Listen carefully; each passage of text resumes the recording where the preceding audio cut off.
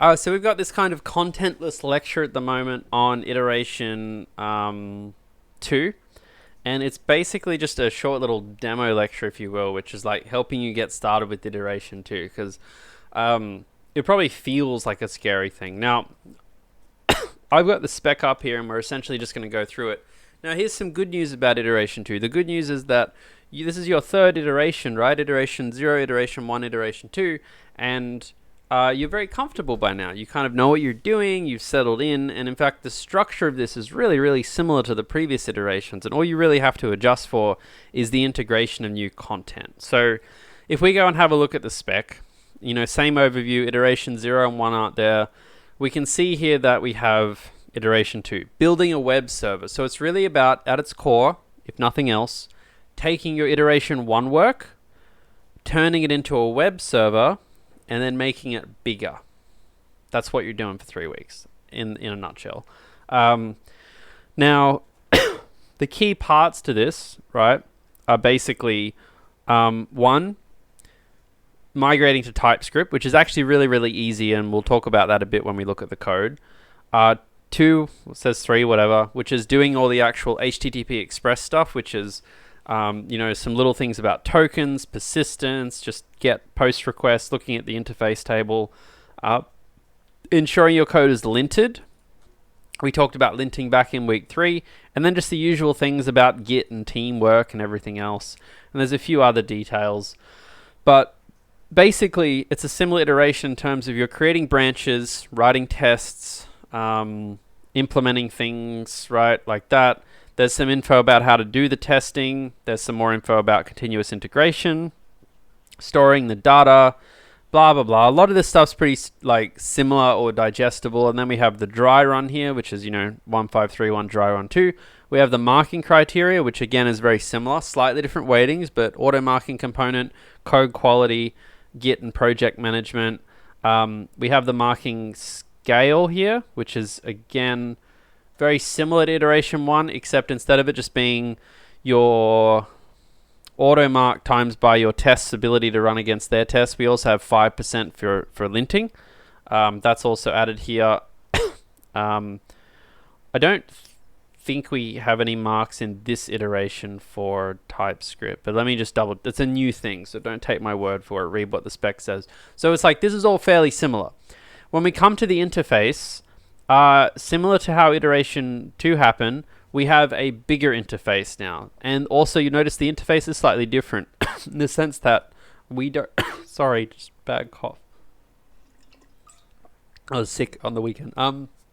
We don't have functions, we actually have URLs, like routes for the Express server. And we also have HTTP methods like post and get and stuff. And instead of calling them parameters, we call them body parameters. I think they might all be, body and query parameters. The return type if there's no error. So we, you know, return this object, or the return type if there is an error, which is the exact same as iteration 1. It's just error. Perfectly fine. And so you'll see a lot of very similar things here to what you saw in iteration 1, except this table is going to be much bigger. This is where things really start to ramp up. So just to be really clear, iteration 0 is all about, hey, welcome, get to know each other, use Git. Iteration 1 is about get used to actually branch, and iteration 0 is about branching. Iteration 1 is about settle into testing, settle into actually developing something that works and could fail. Iteration 2 is kind of like, okay, now that we kind of get the workflow, now let's really expect something quite more, expect something more substantive from you than we previously expected. So the interface table itself is much bigger, but the other element too is that you have 3 whole weeks to do this. You only got access to iteration 0 3 weeks ago. So you've only had that for 3 weeks. So you know, it's not like this will creep up with you because you had 1 week for iteration 0, 2 weeks for iteration 1, 3 weeks for iteration 2. So you got lots and lots and lots of time, which is great, right? Lots of time, super free, really easy. The table itself, I'm not going to go through in much detail. It's basically as you'd expect. You have some channels routes, some message routes to like send, edit, delete messages, some direct message routes, like so you got channels and DMs, just like on Teams. You can create like Well, it's kind of more of a Slack or Discord thing if you think about it, but that's okay. You know, removing and all that. You got your get all the users in the application, set the profile name for people, set the email name for people, set the handle for people. There's not like a terribly large amount of stuff there, but you know, there's like more stuff there. So certainly a little bit more work to do. It should be fun. If you go further down, you'll see the other typical things in section 5. This is from the previous iteration: valid email format, testing, pagination, permissions, blah blah blah. User sessions is where things start to get new. So from 5.7 onwards, you'll start to see a few new things.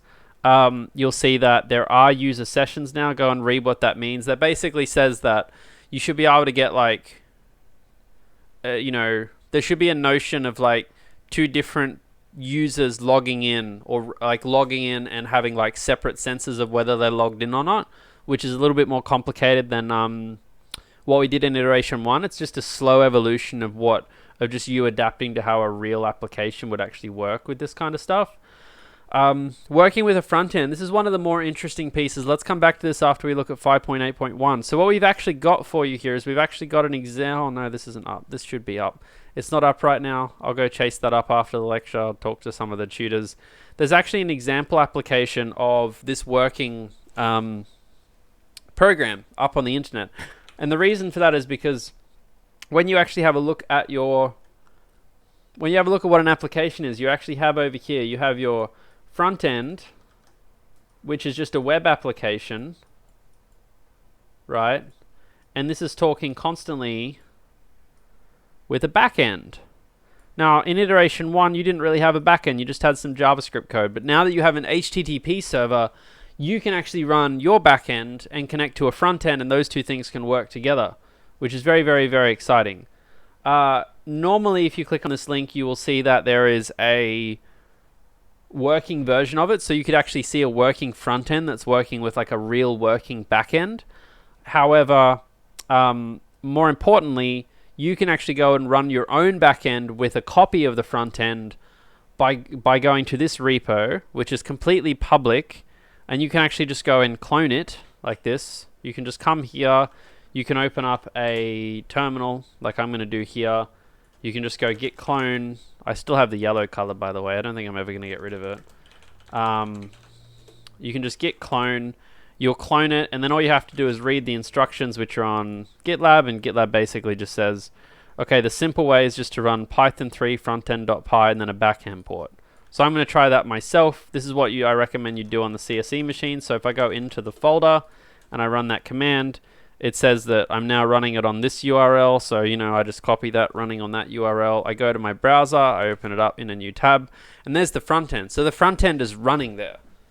And if I go back to this project front end thing here, it actually tells you that this 5000 here, what this 5000 actually is, it's actually the port that my server's running on.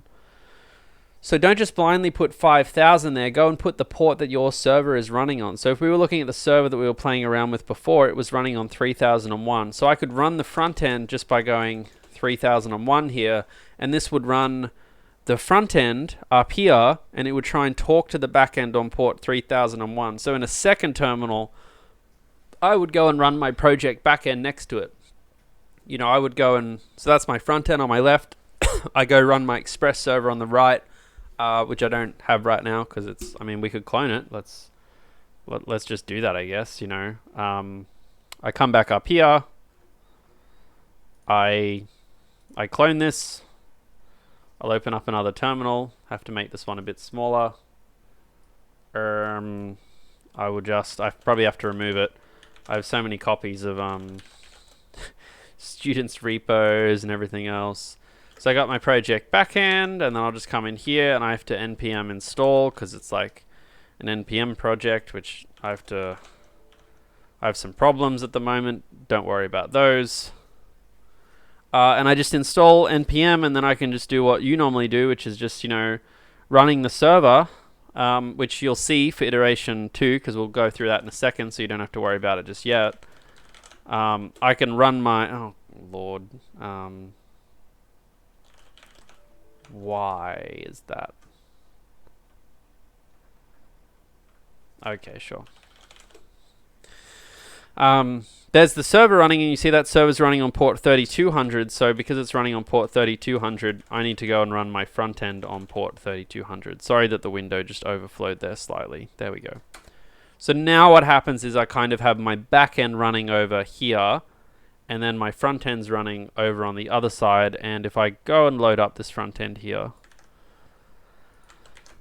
I've got an interface, and that interface will be trying to talk to the server. Now the server is just a blank server; it's not doing anything, and you can see it try and talk to the server, right? If I try and enter my UNSW email and a password of 1 2 3 4 5 6 7 8 9, and I hit send, you will see that it will go and try to talk to localhost 3200/auth/login/v2. So it will actually go and try to do that. It will try and talk to things. That is in essence where we're ending up with this. Why do we give you the front end? Well, a couple reasons. One is that we ask that by the end of iteration 2 that your backend works with the front end. It's a really easy way to test if your backend works, because if your backend works, then the front end should be able to use it to power itself. Right now it can't. It's just a front end looking for some kind of system to run for. It's just an interface right now. The other reason is that it actually makes your life a lot easier to debug, because you're going to feel a lot more empowered compared to iteration 1, because you have the ability now not just to write tests, which we'll get to, but you can also actually debug through like ARC and send requests to the web server, and then towards the end of it you can actually go and get your server up running with this. And if it works with this, it kind of means that it's right, because some groups would have found this problem in iteration 1 where you go and write tests, but those tests were wrong because you didn't read the spec properly, and therefore your tests were passing, but you actually got some stuff wrong because your understanding of the problem was wrong. And the front end that we provide you is a great tool to remove some of those mistakes, because it's written by the course and we've got it very good. So it's kind of like, if the front end isn't working, it's probably because your back end has problems, right?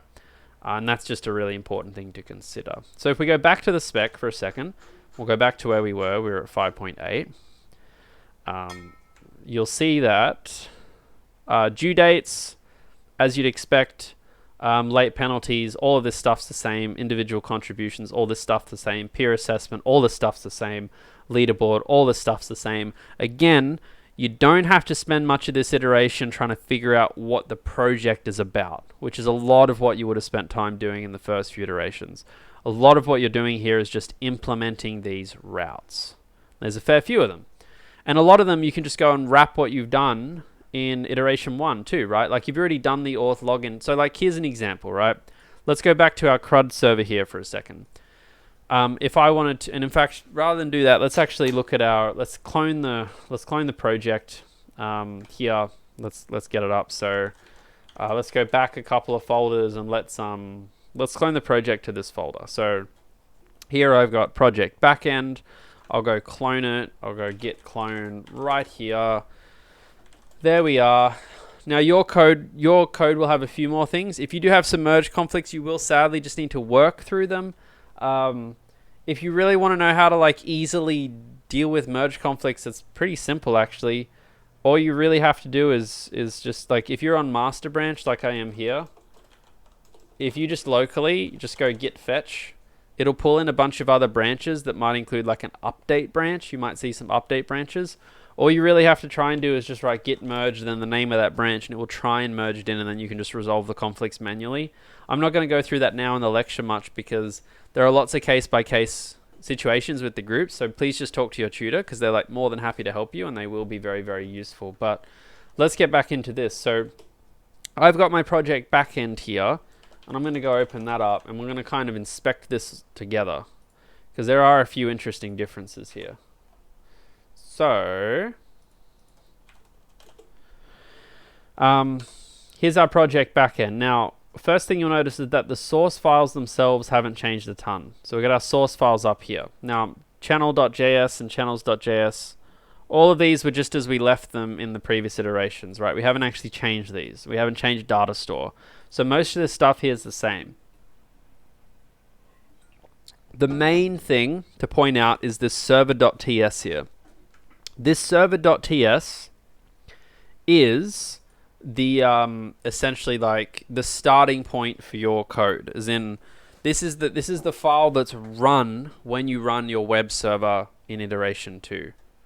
So here when I can go and start this server. In fact, I can start the server by, if you actually go and have a look at the package.json, you'll see that there's a particular command called start, and that command runs ts node on source/server.ts. So instead of, I can actually write npm run start because that's the start script. So it's a really handy command. However, npm actually has a really really helpful element to it where it actually doesn't need the run for the start command. It'll actually just, npm start's like a special keyword that just really means start the project. So you can just write npm start. Now it's saying it can't find ts node. That's because I only just cloned this repo and I need to do an npm install to actually pull the files down and install them. So that's going to do its thing for a short moment, figure everything out, blah blah blah. Give it time, just takes a minute. And after that's done, I should be able to run the server. And you can see all the server has right now is an echo route here. The echo route itself is relatively straightforward. And I can call this on the ARC thing. You'll see that the server started listing on port 3200. The reason it started listing on port 3200 is because there was a second file that we added to the source folder called config.json. And this file says two things. One is the URL, the other is the port. You might need to change the port. The point is that rather than your port be defined in some kind of Typescript file, we can go and import it. We can go and define it, in some JSON file. And you can see that Typescript is actually really... TypeScript is actually extremely smart in the sense that you'll notice here that I'm importing a JSON file and TypeScript is able to decode that for you as kind of part of how its library is set up. So that this doesn't work when you read from a file, just to be really clear. This is different to reading from a file, because remember, reading from a file like we did with persistence happens in runtime. It's something that happens while the program is running. So it has nothing to do with TypeScript, because everything to do with TypeScript is about compiling. But when you're importing, which is essentially a process of compiling where you join files together, it's able to look at that file and say, okay, I can see it's a JSON file, so I'm going to go and open that and decode it. So you can pull the port out from that file, and you've got the port here. So if I want to change the port, I can just change it in this file. I can change it from 3200 to 3205, and when I run it up again, it will have changed from 3200 to 3205. So, pretty straightforward stuff.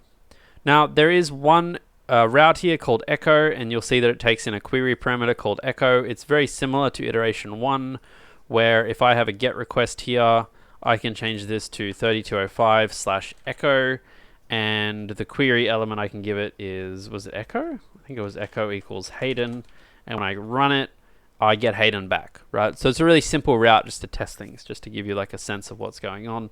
I don't know if that's a common thing. I just thought it was cool. So that's really about it. I mean, there's a few little tiny tidbits that are different, but essentially it's the same thing you've been seeing with the other servers. Now, this server, like your iteration 1 stuff, kind of just exists over here. You got all your different functions that your team made, and this is all in JavaScript, right?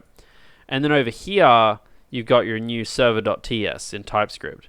Now, all you have to do for iteration 2 is essentially start adding routes to your server. And then when those routes want to do something like log in, you can just go and change the file type from .js to .ts of one of your iteration 1 files and just import that and use it. So you're really building on top of the work you've done previously. So for instance, if the project itself has a particular route here, such as, auth/register/v2, then I might come along here and make a new route, app.post, auth register v2, request response like this, and don't worry about that next stuff that you see here. I actually think we probably shouldn't have included that. I'll go and chat to someone about it, maybe? No, no, I can kind of get why that's there. You don't have to super stress about it, but yeah. So we'll keep chatting about some more details of things. Don't stress today. But you see, we've got this other route here that takes in things. So let's say I want to capture the username and email and password. So the email equals request.body.email. The new password is request.body.password. Or if you want to be really JavaScripty and make your life a bit easier, you can destructure things. What does it take in? Name first and name last. Name first, name last. Destructure that from request.body. Like this, Get some stuff out of that. And then what does it return? If it's successful, it returns token and auth user ID. Well, let's just imagine for a second that your auth register function actually returns token and auth user ID. So now I'm going to say that response.json is just going to return token and auth user ID. Or again, if you're not really feeling comfortable with JavaScript, this is basically the same as me saying this, and this, and there you go. Right. But what happens in the middle is I actually need to call a function that does something. So what I might do now is I might go and say, let's import auth register v1 from auth, right? The file you wrote in iteration 1. And then you'll come down here and you will honestly just simply say that const token and auth user ID are just return values of calling auth register v1 with these properties. Right? And if you've done this correctly, like if you have your auth register v1 defined, which I don't here because I didn't do the project, that is you having finished that route. You have done that now and you don't need to do more with it. Easy. Very manageable kind of stuff. And that's great news for you because why wouldn't it be? Of course it's good news. That was really easy. So for the things in iteration 1, you don't actually need to do a ton of work because you've done the work. All you're really doing is wrapping them. And that's great news for you. Okay.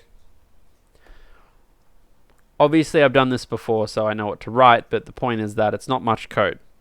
And in fact, when you actually go and expand out and you start writing new functions in this interface that you might not have written before, such as channel join and channel invite, you probably should follow a very similar pattern where you actually go and include those particular functions inside other, not server files, and you just import them to use them. That's kind of like a bit of a better approach, right? Yeah, that's kind of some of the core of it. Now, there is an element here that we discussed, which is around, there's a few extra files here. Some of them you don't need to worry about, but one of the most obvious ones is the lint file. As we talked about back in week 3, we are linting code sometimes, and you'll see in the package.json, we do have a linter here that lints all the Typescript files. This is really important. Your linter will ignore JavaScript files. So until you change the file extension from .js to .ts, it will ignore it. And if you want to run that linter, you can just write npm run lint. Now, out of the box, there might be some problems because of the server. So the server we give you is linted fine. However, the files I've added have issues with it. But again, if you want to fix those issues, you can just go and run the other script here, which is instead of npm run lint, I can run npm run lint fix, which will go and fix those issues for me. You'll see it'll clean this up a bit. Oh, why didn't it clean it up? Sometimes it can't clean up everything, but you can see it's kind of mad about the tabs. It's probably fine now. Yeah, so now that's perfectly good. So easy, done. The other element that we've added, right, is Typescript. And you will see some files added here like this tsconfig.json. I think that's the main one. And the reason that's particularly relevant is just because... So the tsconfig.json, remember, it's relaxed about what you call implicit any's. So let's imagine that I call a function, create a function, again in this file called, const print name. And this is a new function syntax, and it's going to take in a name which is, let's say it doesn't have a type. Let's say we haven't defined a type for it. And it's just going to console log that name. Or again, it might say something like hi name, like this. Okay, so now we have print name, and let's say I'm just going to call that in my auth register function for no particular example at all. This is just to kind of demonstrate things. Now what you'll see is that when I run npm start, when I start my server, the server just starts and it doesn't particularly have a problem with anything because there is a certain flag in our TypeScript configuration that you don't need to worry about, which says be relaxed if someone has not defined a type in some instances. So TypeScript will pick up on a lot of things, but what it's saying here is, you know what, if someone doesn't define a type for their function, just be relaxed, let it happen. But when you run the other command, which is npm run tsc, which again we talked about in week 3, tying everything together, you'll see that this command runs the TypeScript compiler with the flag that says don't be relaxed about that. So now let's see what happens when we run tsc. I think we should get some errors. I have a bad track record with tsc back in week 3. I'm still scared of it. It's kind of traumatized me. Takes a while. It's looking at all the TypeScript files, and you'll see it's picked up on 2 things, and they're 2 really useful kind of errors. The first one says that, hey, you imported from auth, but I noticed that auth actually doesn't have this function in it. And you could fix that. You could go and define it. You could say, cont, or like function that takes in like 4 things, so I could just call it that. That feels a bit dirty. I could just have it return 2 things. Token hi, auth user ID, hi, like that. And then I could just have it export that function, right? Auth register v1. And this will fix the first error. And remember, I can add the watch command to this if I want to. So if you want to run tsc up in another window, you can actually just add -- watch here, and then it will run in that watch mode, where every time you save a file, it will run it again. You'll notice TypeScript compiler is a little bit slow. That's normal. It's a lot to kind of process. It is doing quite a lot of checking. It's still kind of mad here. Could not find declaration file for module auth. Part of this might be because it's called JavaScript. This is again something you should do. When you do your iteration 2, you should build out from your server. So your server's in TypeScript, and you should try and build it out from your server. Kind of forget iteration 1 for a minute. Just start working from there, and as you need things that you've already done, then start going through and changing your file types from .js to .ts, which means TypeScript. And now let's see if this... Oh no. So this has been okay, but the problem is now it's mad because I've gone and defined all these A, B, C, D things here, which don't have types. And you know from iteration 1 that these have types, right? You got name first, name last. And all 4 of these things are strings. So I need to go and type them in TypeScript now as string, like this. So now all 4 of those parameters should have strings, and that actually fixed it all up. It's very happy now. And the only thing it wants left is that I haven't given a string to this name, so I need to do that. And then it'll be just totally happy, and it's like found 0 errors. It's kind of under my head here. Whoop. So that's it. Now again, I want to stress TS node, the thing you run when you run npm start. This will do some basic type checking. But a basic being the key word. TSC will do the whole thing, and TSC is like the main one that matters.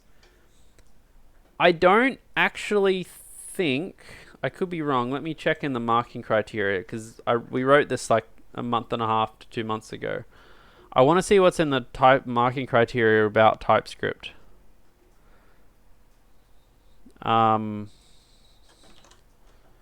Or how we included it. I can see here in the auto marking we've got correctly into code, code style.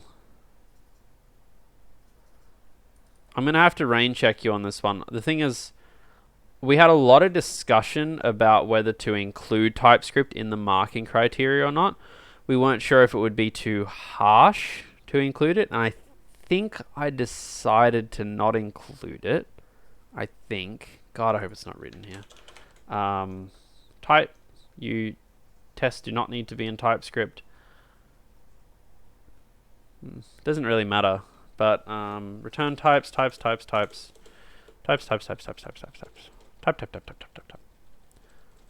Okay, I really don't think it's there. I don't think... Well, I've said it so many times now. If it is there, I guess I have to take it out. So we don't mark you on TypeScript in iteration 2. We may mark you on it in iteration 3. I'll be really clear about that. That's still a pending decision. But so it's worth your while to do it. But I just want to be clear too. It will make your life easier. It feels a little bit like a brick in the face sometimes at the start. But once you actually settle into it, it will substantially reduce the amount of problems and pain you have in your life. So please try it out. But yes, if you do totally ignore it this ituration in terms of the TSC part, then you'll be, nothing bad will happen to your marks directly. Indirectly maybe because it will make your life hard. But I just want to emphasize this nuance. When we say that TypeScript compliance is optional, we're not saying that the changing to .ts part's optional. You have to change to the .ts part, and you're kind of going to have to write TypeScript.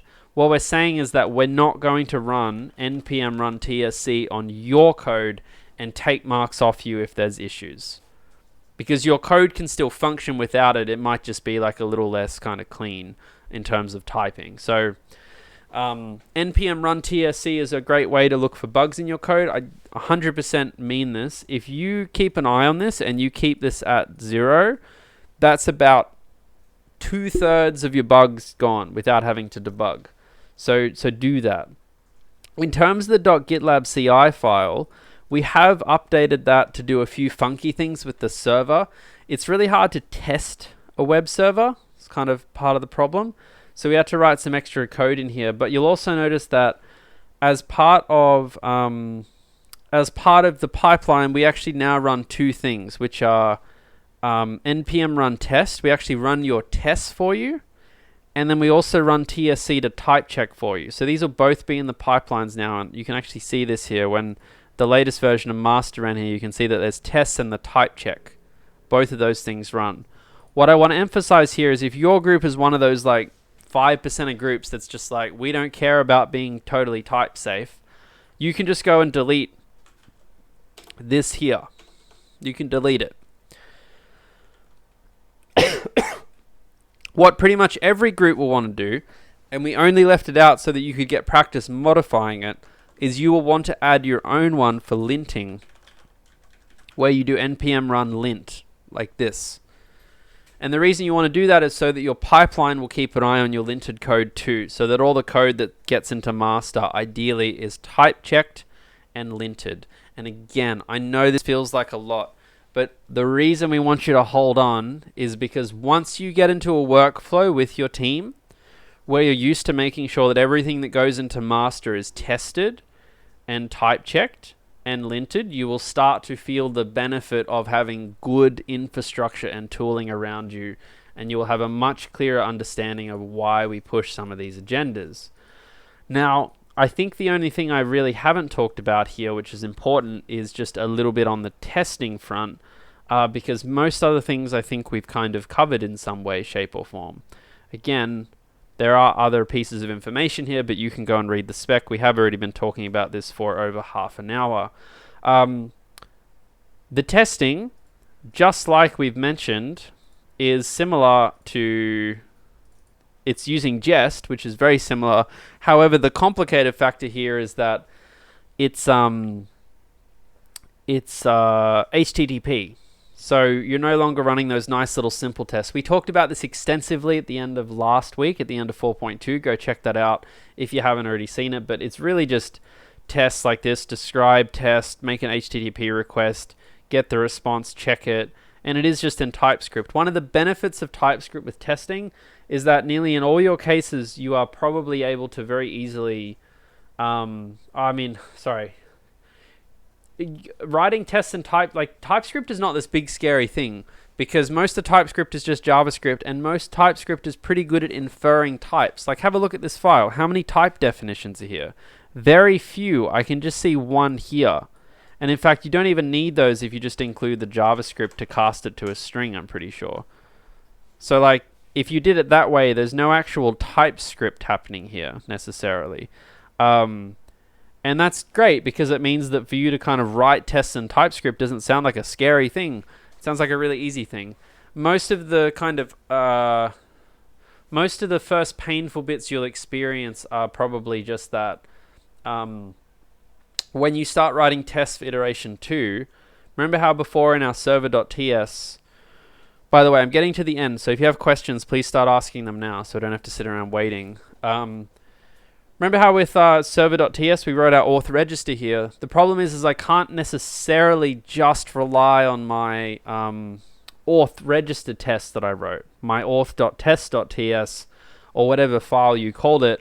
I will actually have to go and write a few extra tests that actually call the route. So they will actually be like, even though the implementation part's kind of easy, you will actually have to go and do a couple of tests here as well, where you'll actually test calling auth register and all of that.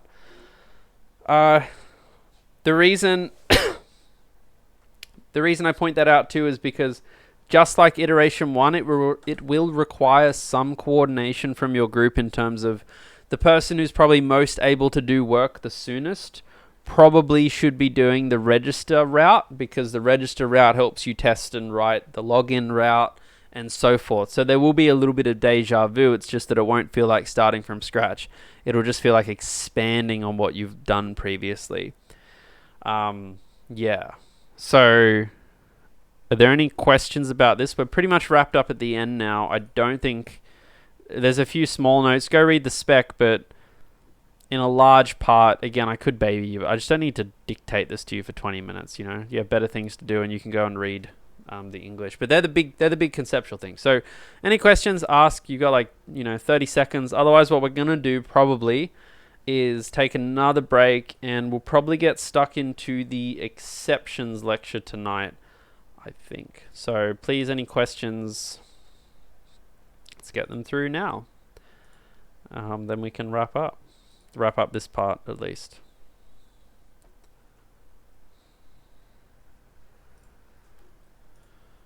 Unless you've all just got nothing.